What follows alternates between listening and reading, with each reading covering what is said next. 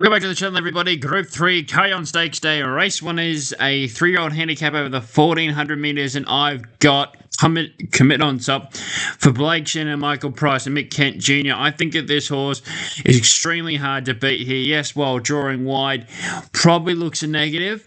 Has hard race fitness, Bishan taking over, has got the best form in the race, won first up, settled wide at Sandown, and then come right down the middle of the track at Caulfield last start and was very impressive behind Stakes, who did have the better form, but I think in this race he's got the better form.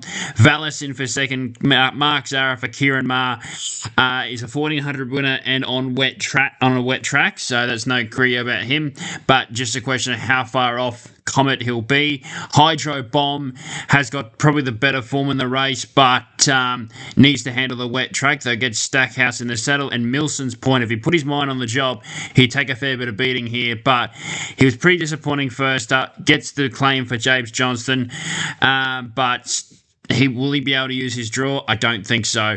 I've got Commit on top, race number 1. Race number 2 at Sandown is a benchmark 74 over the 1400 metres, and I've got Cruiserweight on top. Now, I thought that there were quite a few chances in this race with Bucklew and Cherish Me as main danger, but I just think Mark Zara in the saddle, he's got to carry the weight. He can, while he's carrying the weight, he was very good in beating Celtics 2 starts ago. That horse has run 2 second placings since, so the form's on the board there. I just think he's better than better than a benchmark 74. He's 3 from 4. Forgive a good horse of 1 bad run, and he's still favourite. I think he's got lengths on this field, and I think he will win. The one I'm concerned about is Bucklew.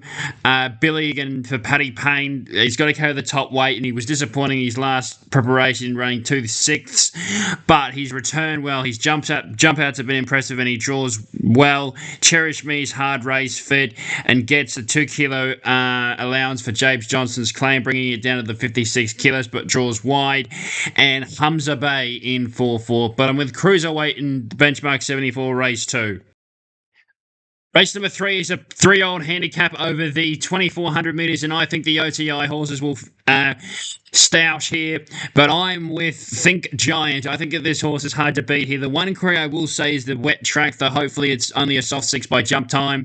It's early on in the day, and I think he's been quite good in both of his starts in Australia. He was 3 wide, no cover last start at Flemington behind St George, and prior to that he was screaming home over the 1700 metres at Caulfield. He's got a big track here that'll suit him. He's got 53 kilos with Logan Bay to the saddle and a good draw in barrier number 1, and I can see him going forward, doing no work, and just having last crack at them, where with barrier 9, Nyako Fraud, who I've got in for second, might have to do a bit of work to go forward, or sprint harder than Think Giant. And I think Think Giant's got the better sprint, though Craig Williams knows Nyako Fraud well and is a deserved favourite.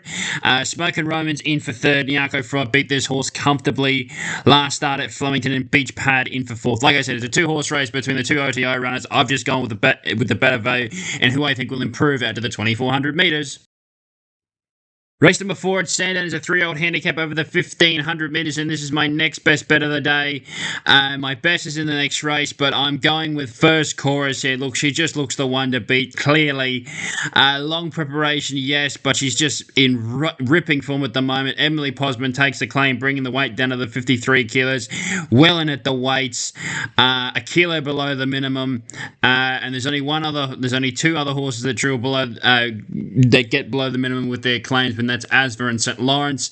I just think that she's going really well. The wet track is going to suit her down to the ground. She's been impressive in her runs over the 1700 metres. She's got to come back and trip to the 1500 metres for this, but I don't see that to be an issue. She's a mare in form. She's got a good draw. She'll handle the wet track, and look, she's racing really well, won her last 3 in a row, and should get another win on the board here, because there's really nothing else in this race. Run, Harry, run.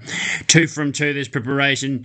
Won the Mildura Cup, then went up to Sydney for an impressive win narrowly, but he doesn't have that much form on a wet track and does carry a fair bit of weight.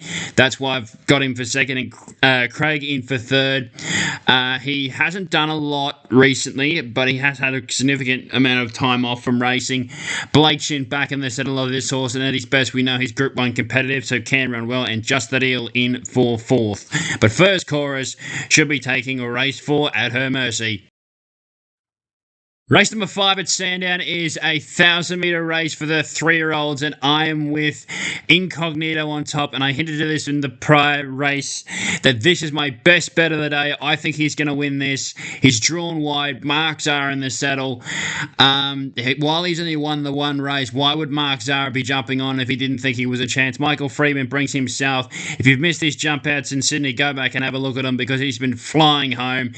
Over the 1,000 metres, he's won a Group 3 over the 1,000 metres. He was in all the good 2-year-old races in the autumn, and I think that he can be taking a fair bit of beating here because there's a lot of speed on paper. Unit 5, Jacaranda, Divine Dot, Mull of Kintyre, they're all going to be up there. Summers Green can go forward as well, and I want to be on something that's going to handle the ground, best suited over the 1,000 metres, classy, and will be hitting the line hard. He ticks every single one of those boxes, so I think at 440 he's already been well backed, and I think he can win this. Unit 5 is the other class runner of the race. Gets in well at the weights with the claim for James Johnson. Supposed to be carrying the 61.5, gets in with the 59.5. I just think he's going to be better over further. Maybe, the 1,200 for something else. Bugsy won the maiden on debut, then ran and went really well in the Reduced Choice, so was, ticked that box. And Mull of Kintyre in for fourth. Then they leave it alone up on speed, it could be hard to beat. But I'm with Incognito, 1,000-metre flyer to storm over the top of them with a star jockey in the saddle. Race number 6 at Sandown is a fillies and mares benchmark 74 over the 1,000 metres at handicap level, and I'm with the favourite in Set Me Loose. I think that this horse is hard to beat. Yes, drawn barrier 17, though. By this stage of the day, they might be looking for the better ground and goes forward. Lindsay Smith brings one to town, usually competitive, as seen recently by who I think will be winning earlier in first chorus. I think that this horse has got the race fitness, trialled beautifully between runs, and has a map advantage as well, so I just think that it's the one to beat, and I think 440 is a good price. No Limitation is another one that's jumped out really well. Last prep was really good in all its runs. Jamie Mallam in the saddle and looks to be in a forward position herself. Conscience will be charging home at the end, and Per Sempre comes back in great, and there's another one that can be charging home, but Set Me Loose I think can dictate, control and win. Race 7 at Sandown is the Group 3 Carlyon Stakes, the feature of the day over the 1,000 metres, and I've got the 1,000-metre flyer on top. It's Cavalry Girl. Yes, she's got to come up a little bit in weight from winning last start and the start prior, but gets Craig Williams back in the saddle. It's got the inside draw. Leads for fun. I just don't see how they're going to beat her here. She's hard fit. So, yeah, it just looks to be her race to lose. Extra Galactic in for second. Now, this is the horse I've got serious respect for, and I think is the only horse in this field that can beat Cavalry Girl. Coming off a peak in the Goodwood, and prior that was in the Redelva, running well, and over the 1,000 metres at its only start, bolted in its maiden. So, I think that this horse is one that will be flying home. Can it beat Cavalry Girl, considering she's going to get a soft lead and hard fit? Unsure, but it'll be the run. It'll be the run of the horse to follow further into the spring. Hedge is another one that can be up on speed, but carries a weight penalty and had a very long preparation last time in, but has trialled well. And Beast Mode, another one that could be up there, but Cavalry Girl beat that horse a couple of starts back, that he gets Blake Shin. I just think Cavalry Girl, 1,000 metres, hard fit, soft ground, no issue. Craig Williams back in the saddle, it all points to a win. Race number 8 on the card is the Dr. Sheehan Plate over the 1,300 metres, get my words out right, at benchmark 88 level, and I am with Tennessee Bound. I think that this horse is hard to beat, 6 from 6. You never know how good they are until they're beaten. And what I will say is, yes, I genuinely think the market's right in that this is a 2-horse race between her and Gold Coast Belle, as of course they're both mares, is that She's got the race fitness and will handle the wet track. The 1400 metres is a little bit of a query, though. James Johnson knows this horse well.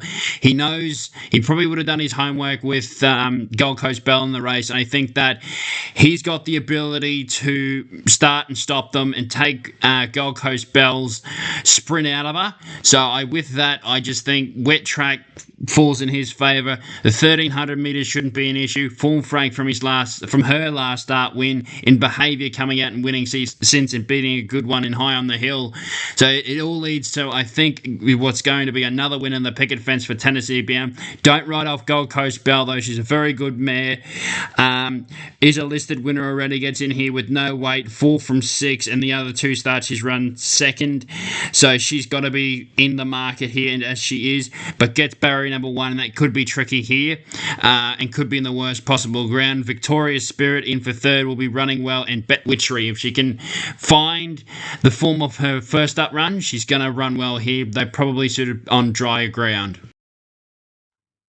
Race number 9 at Sandown is the Ladbrokes hosted Potts handicap over the 1600 metres at benchmark 84 level, and I've got Mac Dane on top.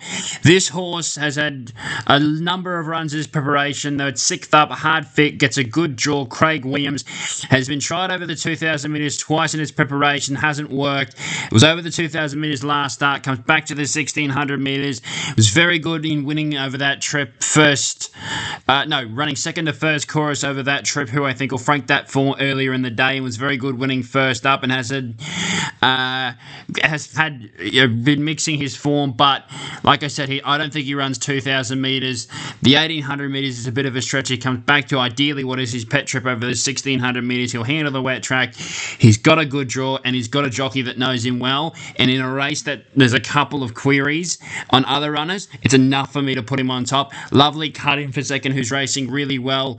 A couple of seconds to her name in her preparation this time in. 4 of them out of the 6 have been second placings. Needs another win, only having won 3 times in her career from 15 starts. Gets Jai McNeil and comes out of a very good race last start behind Changing Colours, and they streeted the rest of the field. Mukhtalif probably is the best horse in the race, but he's only coming here off 1 jump out, and he had 2 last time in, and he was disappointing before he went for his spell and drawn wide, and stays silent in for 4th, who likely gets a soft run up on speed. Though he's deep into his campaign as well. I like McDane in the last. Thank you very much for my preview, everybody, for Group 3 Carlyon Stakes Day, the curtain opener for the spring. Of course, we have the big one in next Saturday in the Memsey. First Group 1 of the Melbourne Spring Carnival. And, of course, we've got the Winx Stakes this weekend in Sydney, being the first Group 1 of the Sydney Carnival. I'll be putting my tips up for the feature races in Sydney sometime tomorrow, so hopefully get a couple of winners there, but hopefully get a couple of winners on this card, because I think there's value, I think there's good things, and I think there's a good way to make money on this card. But anyway, thank you for watching, and I'll see you next weekend for the preview for Group 1 Memsey Stakes Day.